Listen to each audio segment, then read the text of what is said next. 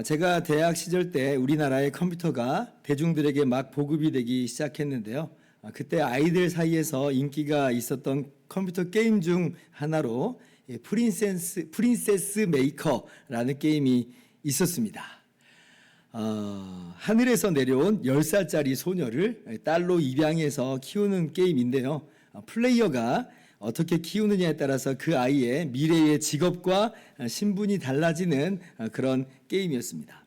저도 당시에 재미있게 했던 게임이었는데요. 근데 그 게임의 시작이 이제 어떻게 시작이 되냐면 딸 아이의 이름을 짓는 것으로 시작을 합니다. 이름을 지어요. 그래서 제가 그때 알았어요. 이름을 짓는 게 이렇게 어렵구나. 세상에 이름을 짓는 게 그렇게 어려운지 몰랐어요. 뭐 게임이니까 대충 아무렇게나 지어도 상관은 없었는데, 근데 이왕 하는 게임, 딸이라고 하니까 제법 그럴듯하게 짓고 싶잖아요. 그래서 고민하다가 그때 제가 지은 이름이 뭐였냐면 별이었습니다. 별, 영어로 스타. 제가 왜 이 이야기를 하는 거냐면 오늘 말씀 3절을 생각해서 그 이름을 지은 거거든요. 3절 보세요. 지혜 있는 자는 궁창의 빛과 같이 빛날 것이요 많은 사람을 옳은 대로 돌아오게 하는 자는 별과 같이 영원히 빛나리라.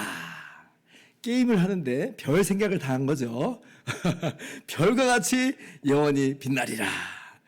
별과 같이 영원히 빛나고 싶은 제 자신의 염원을 담아, 그리고 당시에는 학생이었으니까요, 앞으로 혹시 내가 자녀를 갖게 된다면 그 자녀가 이런 사람이 됐으면 좋겠다라고 하는 소망을 담아 딸의 이름은 별이라고 하자. 그런데 제가 딸을 안 낳고 아들을 낳아가지고 아쉽게도 이 이름을 사용을 못했습니다. 아무튼 그건 그거고, 오늘 말씀은요, 이렇듯 우리 예수님 믿는 자의 미래가 어떠한 미래인지를 보여주세요. 오늘 말씀을 통해서 우리에게 약속된 미래가 얼마나 복된 미래인지를 깨달을 수 있기를 바라고요. 그리고 그렇게 약속된 미래를 기반으로 해서 오늘 우리에게 주어진 삶의 자리를 충실하게 잘 단장해 나갈 수 있기를 바랍니다. 자, 그러면 1절 말씀서부터 봅시다. 같이 한번 읽어볼까요? 시작.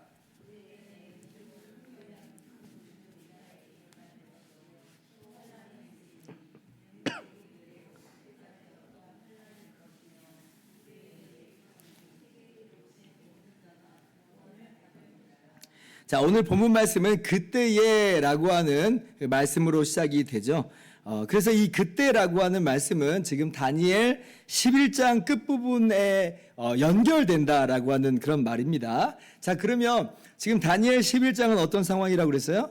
우리가 지난주에 함께 말씀을 나눴는데 혼탁한 세상 속에서 마침내 적그리스도의 최종판이 등장을 해가지고 모든 세상 나라를 온통 장악한다 그랬죠. 그러나 뭐예요?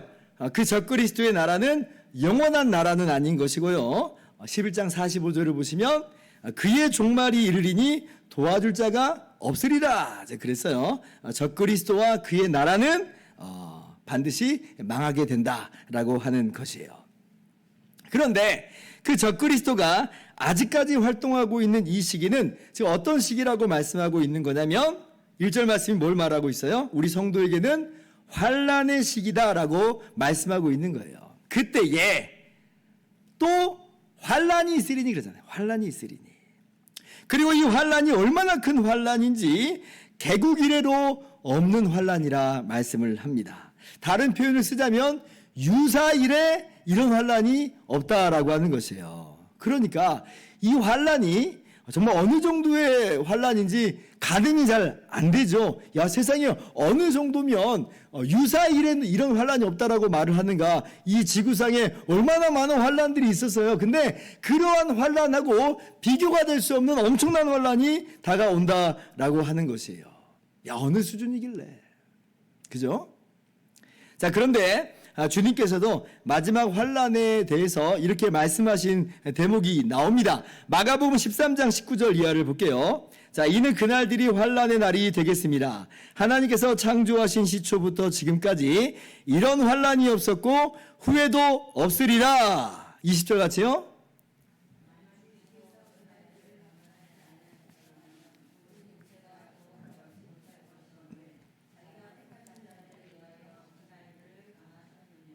네, 주님께서도 똑같이 말씀하시죠.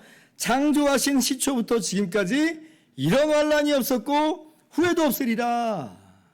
그러니까 전무후무한 환란인 거예요. 그래서 우리가 주님의 이런 말씀을 보면 우리가 오늘날 참 굉장히 안일하게 신앙생활을 하고 있지 않나 이런 생각을 덜어 하게 됩니다. 아니 주님께서는 전무후무한 환란이 있을 거라고 예고하여 주셨는데 근데 우리는 여기에 대해서 어떤 준비를 하고 있는가 아니 어떤 대비를 하고 있는가 한번 생각해 보게 돼요. 대비하고 있습니까? 준비하고 있나요?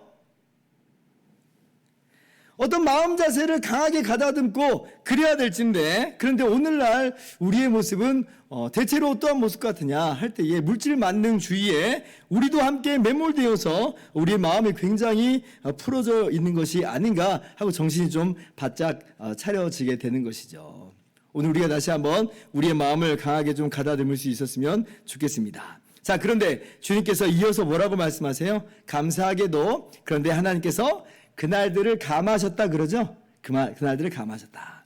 그러니까 기한을 제한하셨다는 겁니다. 그러니까 우리가 인내할 수 있게끔 우리가 견딜 수 있게끔 정말 엄청난 환란인데 그 기간을 단축시켜 주셨어요. 물론 그렇다고 해서 환란 자체가 없어지는 건 아니에요. 전무후무한 환란이 맞습니다. 그러나 하나님께서 기간을 줄여 주신 거예요. 이 제한된 기간을 성경은 어떻게 표현을 하냐면 한때, 두때, 그리고 반때라고 이렇게 표현을 합니다. 오늘 다니엘서도 보면요. 천사가 이렇게 묻습니다. 이 놀라운 일의 끝이 어느 때까지입니까? 그러니까 이 기간을 물어보는 거죠. 그러니까 7절에 주님께서 뭐라고 대답하여 주세요? 내가 들은즉 그 세마포 옷을 입고 강물 위쪽에 있는 자가 제가 우리 다니엘 10장을 말씀드릴 때 이건 우리 주님을 이야기하는 거다라고 말씀을 드렸어요. 자기의 좌우 손을 들어 하늘을 향하여 맹세하여 이르되 반드시 한때, 두때, 반때를 지나서 성도의 권세가 다 깨어지기까지 이니 그렇게 되면 이 모든 일이 다 끝나리라 하더라. 한때, 두때, 그리고 반때의 기간이다라고 말씀하여 주십니다. 이 한때, 두때, 그리고 반때는 요한계시록에서도 동일하게 사용이 됩니다. 다른 말로는 42달이라고 이렇게 또 표현이 되기도 하죠. 그러면 우리 횟수로 따지면 이게 몇 년이에요? 3년 반입니다. 3년 반. 성경에서 7이라고 하는 숫자는 완전수예요. 완전수인데 지금 3년 반이라고 하는 것은 그 절반에 해당하는 거예요. 그러니까 이 환란할 때는 완전한 환란 그리고 영원한 환란 이런 것이 아닌 것이고 이거는 제한된 기간의 시간 동안의 환란이다라고 하는 거예요. 그리고 한번 보세요. 한때, 두때 그리고 반때 그러잖아요. 절반, 반때라고 하는 것은 뭐다가 가다가 좀 멈춘 느낌이잖아요. 그러니까 주님께서 그 환란의 날을 감하였다라고 하는 표현과 이 같은 의미를 이 안에서 내포하고 있는 거죠. 그래서 여러분 전무후무한 환란이 있는 것이지만 그러나 우리가 마냥 겁을 집어먹을 것은 아닌 것입니다. 왜냐하면 이 기간은 하나님의 통제 아래에 있는 기간이에요. 우리가 견딜 수 있게끔 하나님이 감하여 주신 그런 기간이라 말씀하시잖아요. 하나님께서 결코 우리를 내버려 두시지 않는다라고 하는 것입니다. 그러니까 우리가 마냥 겁을 집어먹을 필요는 없어요. 또 그리고 오늘 다니엘 본문에서는 뭐라고 또 말씀하세요? 하나님께서 보내신 돕는 천사들이 있다라고 또 말씀해 주시죠. 아까 1절 말씀 보세요. 그때에 내 민족을 호위하는 그러니까 내 민족을 지키는 큰 군주 미가엘이 일어날 것이다. 하나님께서 보내신 천사가 있다 그랬습니다. 제가 그래서 다니엘서 10장 말씀을 함께 나눌 때도 예수님께서 겟세마네에서 정말 온 힘을 다해서 정말 처절하게 기도하실 때 그때 성경이 어떤 내용을 함께 기록해 주고 있어요? 천사가 하늘로서 나타나 예수께 힘을 더하더라 그러죠. 그러니까 돕는 천사가 있어요. 사람으로 오신 예수님께 그 돕는 천사가 함께 있었던 것처럼 지금 하나님께서 보내신 예수님께서 보내신 주님의 사자들 천사들이 이 땅을 살아가고 있는 우리들을 보호하고 있고 함께 힘을 더하고 있다라고 하는 것이에요. 그래서 우리가 안일함은 버리고 정신은 바짝 차릴 것이로되 그렇다고 이 환란의 때라고 해서 겁을 집어먹을 것은 아니다라고 하는 것입니다. 그러므로 오늘 또 다시 한번 우리가 큰 환란의 때가 있구나라고 하는 것을 상기하면서 우리의 마음을 굳세게 가다듬 때 하나님의 돕는 손길이 있음을 믿으면서 담대하게 나가는 저와 여러분 모두가 되실 수 있기를 주님의 이름으로 축원합니다. 자, 그러면 이 환란의 끝은 결국 이제 어떻게 됐는가? 자, 계속 말씀 봅시다. 1절 하반절 보세요. 그때에 내 백성 중 책에 기록된 모든 자가 구원을 받을 것이라. 자, 책에 기록된 모든 자가 구원을 받는다. 이렇게 말씀해요. 그러니까 모든 사람들이 다 구원을 받는다라고 말씀하시지 않습니다. 오직 책에 기록된 자들만 구원을 받아요. 그래서 성경은 이 책을 뭐라고 또 일컫냐면 생명책이다. 이렇게 일컬어요. 생명책이다. 그러면 관건은 뭐예요? 이 생명책에 내 이름이 있느냐? 이제 이게 관건이죠. 내 이름이 있어야 구원을 받는 거잖아요. 내 이름이 없으면 그럼 이제 우리가 구원을 못 받는 것입니다. 그래서 주님께서 제자들을 전도 여행 보내고 제자들이 돌아왔을 때 제자들이 굉장히 기뻐하잖아요. 귀신도 우리에게 행복하더이다 라고 할 때 주님께서 뭐라고 말씀하세요?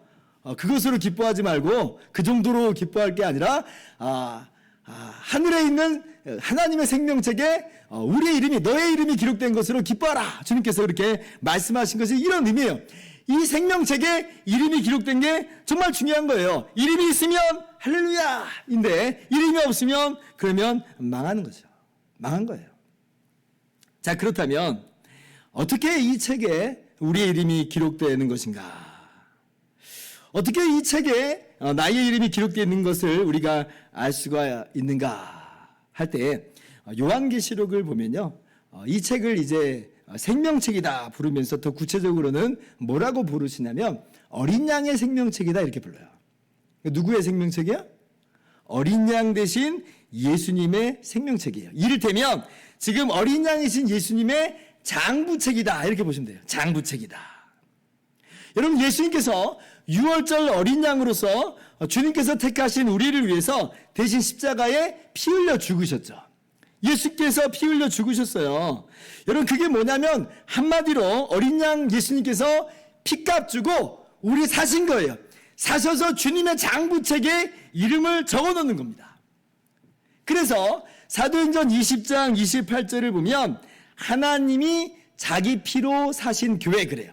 하나님이 자기 피로 사신 교회다. 그래서 예수님을 주와 구주로 믿는 교회의 누리는 뭐냐? 주님께서 피값 주고 사신 것으로서 주님의 장부책에 그 이름이 올려져 있는 거예요. 주님이 피값 주고 사셨어요. 주님의 것으로 삼으신 거예요. 어떻게 어린 양의 생명책에 그 이름이 올라갈 수 있느냐라고 할 때에 하나님의 택하신 자가 그 이름이 쓰여 있는 것이고요. 예수님께서 피값 주고 사신 교회로서 그 이름이 올라가 있는 것이고요. 다른 말로는 예수님을 주와 구주로 믿는 사람이 예수님이 나를 위해서 십자가에서 대신 죽으셨음을 믿고 예수님을 주인이다 라고 고백하는 그 사람의 이름이 바로 생명책에 기록되어 있는 것이에요. 그래서 모든 사람이 다 생명책에 이름이 기록되어 있는 것은 아닙니다. 행여나 예수님 믿지도 않으면서 내 이름도 거기에 있지는 않을까라고 기대하는 것은 이건 완전 허황된 그런 기대일 뿐이에요. 그렇게 요행수를 바라는 사람은요, 마지막 그날에 정말 대실망을 하게 될 겁니다. 왜냐하면 혹시나 내 이름이 있나 하고 딱 생명책을 봤는데 이름이 없어. 예수님이 내 이름을 안 불러주셔. 아니, 당연하죠. 아니, 어린 양이신 예수님을 믿지도 않는 사람이 예수님의 그 생명책에 이름이 기록될 리가 없잖아요. 예수님하고 상관없었던 사람이 그때 그 예수님의 생명책에 이름이 기록될 리는 만무한 것입니다. 요한계시록 21장 27절입니다. 같이 한번 읽어봅시다. 시작.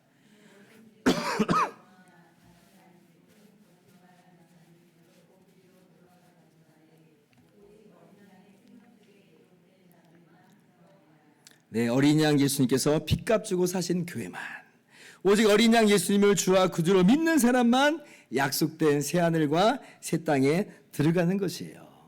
그래서 이 어린 양의 생명책에 이름이 기록된 사람들의 특징이 뭐냐라고 할 때 적그리스도로 상징되는 그 짐승에게 결코 경배하지 않습니다. 요한계시록 13장 8절은 이렇게 말씀해요. 죽임을 당한 어린 양의 생명책에 장세 이후로 이름이 기록되지 못하고 이 땅에 사는 사람은 다 그 짐승에게 경배하리라. 말씀 보면 지금 이 세상의 모든 사람이 두 종류로 딱 나눠지죠. 짐승에게 경배하는 사람, 그리고 경배하지 않는 사람, 이렇게 딱 두 종류로 나눠져요. 그러면 우리가 지금 믿음을 지키고 있는 것, 우리가 믿음을 지키면서 짐승에게 경배하지 않고 있는 걸 보면, 우리는 어린 양의 생명책에 이름이 기록된 사람이 맞구나. 우리는 그렇게 알 수가 있는 거예요. 우리는 오직 어린 양이신 예수님을 나의 주와 나의 구원자로 모시고 있거든요. 그러니까 어떻게 우리가 짐승에게 경배할 수가 있겠습니까? 우리는 오직 어린 양의 말씀만 듣고 따라가는 사람들인 것이죠.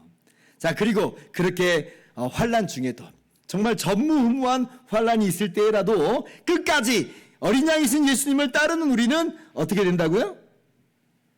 그때에 우리는 적그리스도와 그 추종자들이 심판당하는 그때에 구원받은 모습으로서 드러나게 된다는 거예요. 책에 기록된 모든 자가 구원을 받을 것이라.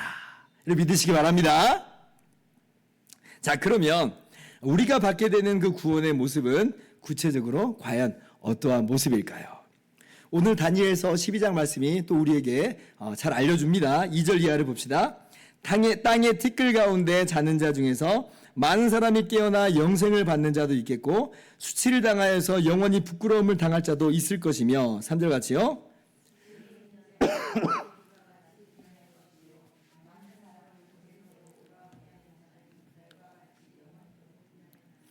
오늘 다니엘 본문 말씀은요, 구약 성경으로서는 정말 의미 있는 그런 본문입니다. 우리에게 뭘 가르쳐 주세요? 부활이 있음을 아주 명백하게 교훈하여 주시거든요. 자는 자 가운데서 많은 사람이 깨어나 영생을 받는 자도 있겠고 라고 말씀하시잖아요. 여기 자는 자라고 하는 것은 성경적 표현으로서 죽은 자를 가리키는 말이에요. 근데 그가 그냥 죽은 채로 끝나는 게 아니라 뭐예요? 깨어나게 될 것이다. 즉 부활에 대해서 말씀하시고 부활에서 받는 영생에 대해서 말씀하여 주세요. 부활이 신약 성경에서는 많이 언급되지만 구약에서는 신약 성경만큼 그렇게 많이 언급되지는 않거든요. 근데 그래도 여러 구절에 언급이 되었는데 그 중에 하나가 어디냐면 바로 이 다니엘 12장 말씀이에요. 그러니까 신구약 성경이 같은 내용을 지금 이야기하고 있어요. 그런 의미에서 오늘 본문 말씀은 그 의미가 결코 작지 않습니다. 자는 것으로 끝나는 게 아니라, 죽은 것으로 끝나는 게 아니라 깨어나게 될 것이다, 부활하게 될 것이다 라고 명백하게 이야기해 주세요. 게다가 오늘 뭘까지 이야기하세요? 우리 예수님 믿는 자들만 부활하는 것이 아니라 악인의 부활이 있는 것까지도 말씀해 주시죠. 다시 한번 말씀 보세요. 자, 2절 보시면 영생으로 깨어나는 자가 있다라고 해요. 그런데 깨어나는데 수치를 당하여서 영원히 부끄러움을 당할 자도 있다라고 하시죠. 정말 너무 놀라운 이야기예요. 그러니까 예수님 믿는 자만 부활하는 게 아니에요. 믿지 않는 자도 어린 양의 생명책에 기록되지 그 이름이 기록되지 않는 사람도 깨어납니다. 깨어나요. 어떤 분들은 그래요. 목사님 나는 천국 못 가도 괜찮아요. 그냥 없어지는 것도 그렇게 나쁜 것 같아 보이진 않아요. 근데 유감스럽게도 성경은 그렇게 말하지 않는다는 거죠. 일어나기는 다 일어나요. 부활하기는 다 부활한다는 거예요. 그냥 없어지는 일은 없어요. 사도 바울께서도 신약 성경에 분명하게 주님의 말씀을 따라서 이렇게 기록해 놓으셨죠. 사도행전 24장 15절 그들이 기다리는 바 하나님께 향한 소망을 나도 가졌으니 곧 의인과 악인의 부활이 있으리라 함이니이다. 의인만 부활한다고요? 아니라는 거예요. 악인도 부활한다는 것이에요. 목사님 그러면 어쨌거나 다시 사는 거니까 그럼 다 좋은 거 아닌가요? 그렇게 어떤 분들도 그렇게 이야기하실 수 있는데 여러분 그렇지 않습니다. 악인의 부활은 뭐냐? 악인의 부활이라고 하는 것은 심판받기 위해서 부활하는 거예요. 심판받기 위해서 부활한다. 영원한 수치와 부끄러움과 형벌을 받기 위해서 부활한다. 여러분 그게 좋은 일이겠어요? 차라리 없어지는 게 낫죠. 그래서 예수님께서도 배반자 가룟 유다에게 가룟 유다를 향해서 뭐라고 말씀하셨어요? 이 사람은 차라리 나지 아니하는 것이 저에게 좋을 뻔하였다. 이렇게까지 말씀하셨어요. 그러니까 심판을 위한 그 부활이라고 한 건 전혀 복된 부활이 아니에요. 이건 저주예요, 저주. 형벌이에요. 자, 그런데 악인의 부활은 그렇다고 하고 어린 양의 생명책에 그 이름이 기록된 우리는 어떻다는 거예요? 부활하여서 영생을 얻는다 그래. 영생을 얻는다. 자, 그런데 이 영생이라고 하는 것은 단순히 그냥 생명이 길게 늘어져 있는 그런 영생 수준이 아니라 3절 말씀 보면 이 영생이 어떠한 영생인지를 우리 가운데 말씀하여 주시는데 궁창에 빛과 같이 빛날 것이요 별과 같이 영원히 빛나는 것이다 라고 하면서 이것이 어린 양의 생명책에 이름이 기록된 자들의 부활, 이것이 바로 의인의 부활이라 이렇게 말씀하여 주세요. 이 부활이 어떤 부활이에요? 바로 저와 여러분의 부활, 예수님 믿는 우리 모두의 찬란한 미래인 것입니다.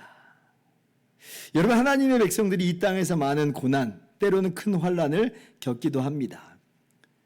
그리고 때로는 그 고난 받는 모습만 보면 다른 사람들이 볼 때 전혀 흠모할 만한 모습이 전혀 아니기도 합니다. 여러분, 누가 고난 받는 모습을 보면서 부러워하겠어요? 우리 스스로도 볼 때 정말 그렇게 생각이 될 수도 있겠습니다. 그러나 이 마지막 모습을 보면 생각이 완전 바뀔 거예요. 이 마지막 모습이 어떤 모습인데요? 궁창의 빛과 같이 빛날 것이요 하늘의 별처럼 빛나게 될 것이다. 마지막 모습이 바로 이래요. 그러면 어때요? 이 마지막 모습을 보고는 모두가 다 정말 사모가 되고 부러워하는 거예요. 여러분, 우리 예수님 믿는 하나님의 백성들은 저 하늘과 하늘의 별과 같이 영원토록 빛날 것입니다. 여러분, 믿으시기 바랍니다. 목사님, 또 하나 질문이 있어요. 혹시 그것은 우리 평범한 그리스도인의 이야기는 아닌 것이고 하나님의 일을 엄청 열심히 하는 그렇게 믿음 좋으신 분들, 그런 분들에게만 해당되는 거 아닐까요? 우리는 그냥 평범한 부활로 일어나는 건 아닐까요? 왜냐하면 3절 하반절을 보면 많은 사람을 옳은 대로 돌아오게 한 사람이 별과 같이 빛나리라 그랬잖아요. 목사님, 저는 전도도 잘 못했고 하나님의 일이라고는 한계별로 없는데 저한테도 이런 영광스러운 부활이 주어질까요? 여러분, 물론 이 많은 사람을 옳은 대로 돌아오게 한 사람의 의미는 전도의 의미도 있고 사역과 가르침의 의미가 있는 것도 사실입니다. 그러나 그렇다고 해서 그런 분들만 별과 같이 빛나는가 할 때 그렇지 않아요. 왜냐하면 3절 상반절을 보세요. 자, 지혜 있는 자는 궁창의 빛과 같이 빛난다 그러죠. 그러면 여기 지혜 있는 자는 누군가? 이 지혜 있는 자라고 하는 이 같은 단어가 어디에 한 번 더 쓰이냐면 10절에 한 번 더 쓰입니다. 자, 10절 말씀이에요. 같이 한번 또 읽어봅시다. 시작.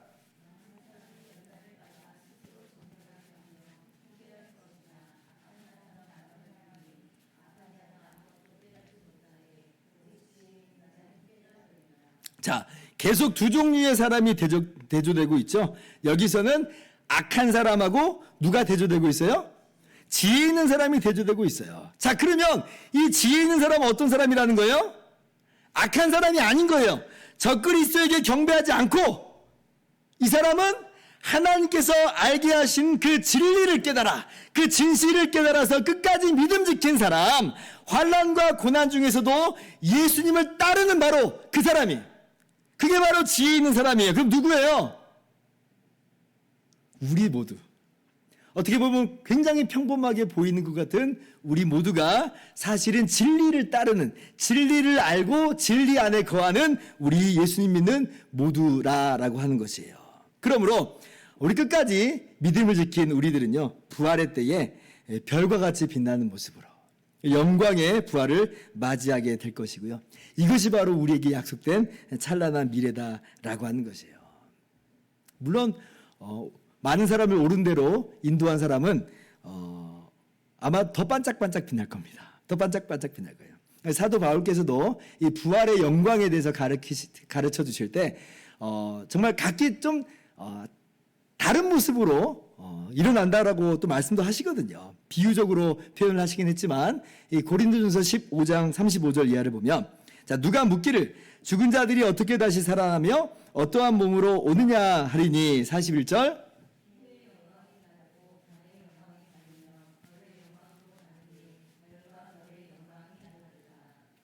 우리는 저 하늘의 별을 보면 다 그 별이 그 별 같은데, 그런데 사실은 자세히 들여다보면 조금씩 다 다르죠. 해가 다르고 달이 다르고 별이 다르고 또 별과 별도 또 제각기 조금 달라요. 한마디로 우리가 다 부활의 영광으로 일어날 겁니다. 다 빛날 거예요. 그러나 그렇다고 해서 붕어빵들은 아닌 거예요. 붕어빵들은 아니에요. 이 땅에서 하나님께서 우리에게 맡기신 삶의 자리와 사명에 따라서 정말 다양한 모습으로 우리가 일어나게 될 것이고요. 그리고 거기에다가 우리가 이 땅에서 다름박질한 그 경주에 따라서 분명 또 다양한 모습으로 우리가 일어나게 될 것입니다. 그러나 그럴지라도 빛나지 않는 것은 아니다. 빛나지 않는 건 아니에요. 우리 모두가 다 동일하게 빛난다라고 하는 것은 마찬가지라고 하는 거예요. 그래서 우리는요, 그날에 우리 빛나게 되는 우리의 모습을 보면서 저마다 다 만족하게 될 것입니다. 그 황가람 씨의 나는 반딧불이라고 하는 노래 가사가 있습니다. 이런 가사 내용이에요. 나는 내가 빛나는 별인 줄 알았어요. 한 번도 의심한 적 없었죠? 몰랐어요. 난 내가 벌레라는 것을. 그래도 괜찮아. 난 눈부시니까. 어떤 목사님이 이 가사에 사족을 달았습니다. 하늘의 별처럼 그렇게 높고 넓게 비치는 인생은 아니었더라도 그저 아주 희미한 빛이라도 어둠을 밝힐 수 있다면 그 자체로 의미 있는 인생인 것이다. 그죠? 여러분 보세요. 근데 하늘의 별도 아니고 반딧불이었다라고 하는 그 사실로도 만족할 수 있고 의미 있다라고 하는데, 근데 우리 부활의 날에는 그 이상이라는 거예요. 우리 모두가 다 궁창의 빛과도 같다. 우리가 다 하늘의 별과도 같다. 차등은 있을 수 있지만 그것 때문에 서로 비교하거나 시기하거나 질투하는 일은 없는 거예요.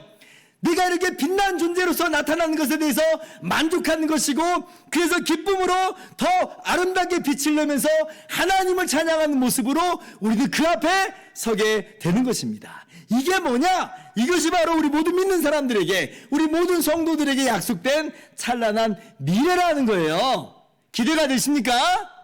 여러분, 이러한 기대를 가지고 살아가시기를 바랍니다. 자, 이제 말씀을 마칩니다.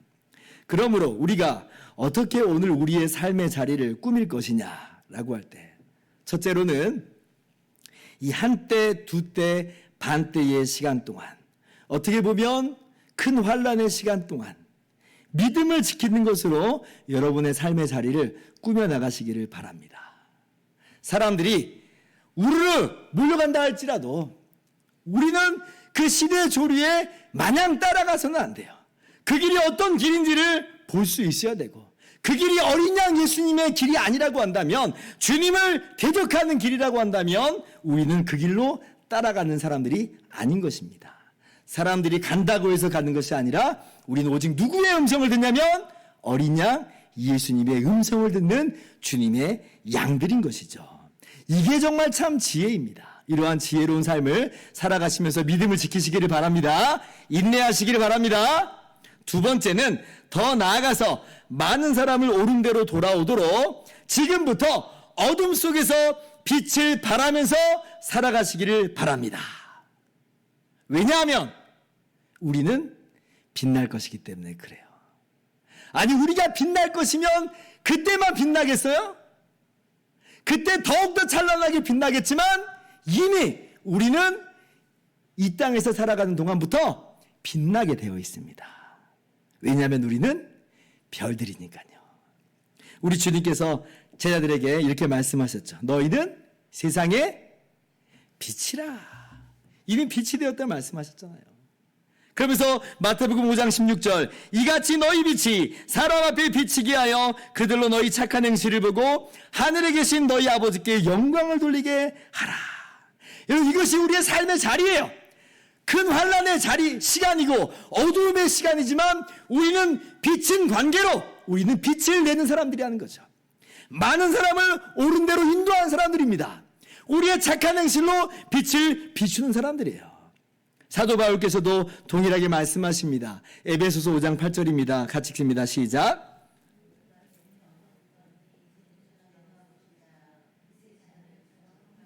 아멘. 이제는 주 안에서 빛이라. 내가 누구라고요? 빛이다. 나는 별이다. 장차 아름답게 별의 모습으로서 나타날 것이지만 이미 주님께서 우리를 그러한 빛으로 삼아주셨음을 깨닫고 오늘 우리의 삶의 자리에서 그 빛을 발하는 여러분 모두가 되시기를 바랍니다. 여러분의 행실로 또 여러분의 입술로 복음을 증거하면서 빛을 비추며 그렇게 하나님을 영화롭게 하는 멋진 삶을 사시기를 주님의 이름으로 축원합니다. 기도하겠습니다.